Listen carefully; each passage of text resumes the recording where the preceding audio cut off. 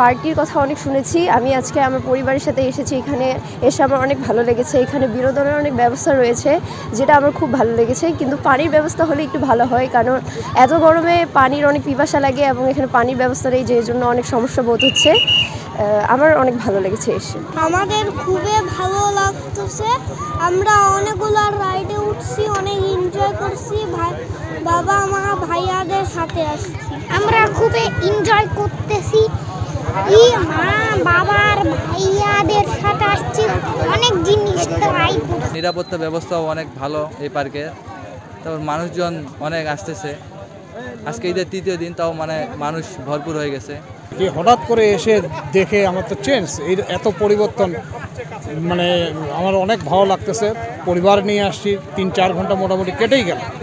অনেক সুন্দর লাগতেছে। এটা আরও উত্তরোত্তর উন্নতি করুক, এই কামনাই করি। আর আমাদের বিনোদনের জায়গা নেই, পঞ্চগড় ছোট্ট শহর, এই বিনোদনের জায়গাটি অনেক সুন্দর হয়েছে, অনেক ভালো হয়েছে। এই এলাকার মানুষের কিছু ছেলে, যেমন আমাদের এখানে বাইশটা আছে যারা এখানে কাজ করতেছে, তাদের একটা আত্মকর্মসংস্থান হচ্ছে।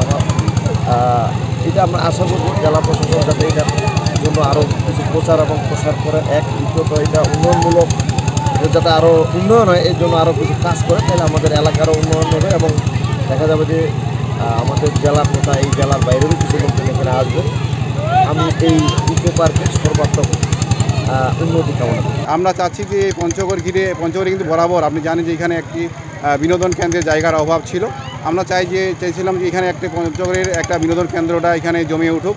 তো আমরা দেখতে পাচ্ছেন এখানে ব্যাপক লোকের সমাগম হচ্ছে। আমরা ঈদের দিন এবং ঈদের পরের দিন এবং আজকে পর্যন্ত মানে খুবই ভালো সাড়া পেয়েছি। মানুষ আসছে, তারা এখানে বিভিন্ন ধরনের ছেলে মেয়ে, বিভিন্ন বয়সী, তাদেরকে নিয়ে আসছে এবং এখানে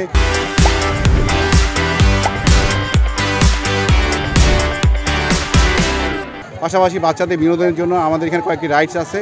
এই রাইডসগুলোতে কিন্তু বাচ্চারা খুবই আনন্দ করছে, যাতে করে এবং এখানে বিভিন্ন ধরনের বয়সী মানুষ সকলে মিলে এখানে আসতেছে। পঞ্চগড় জেলার সাধারণ মানুষের দাবির প্রেক্ষিতে এবং এই জেলার সকল শ্রেণী পেশার মানুষের চিত্ত বিনোদন এবং শিশু কিশোরদের মানসিক বিকাশের বিষয়টি মাথায় রেখে জেলা প্রশাসন এই পার্কটি নির্মাণ করে। মূলত এটা সরকারি খাস জমি ছিল, পরিত্যক্ত অবস্থায় বেদখলে 25 একর জায়গা। তো জেলা প্রশাসন এই দখলকারী ব্যক্তিবর্গের নিকট হতে এই পার্কের জায়গাটি উদ্ধার করে তারপরে এই ব্যবস্থা করা হয়।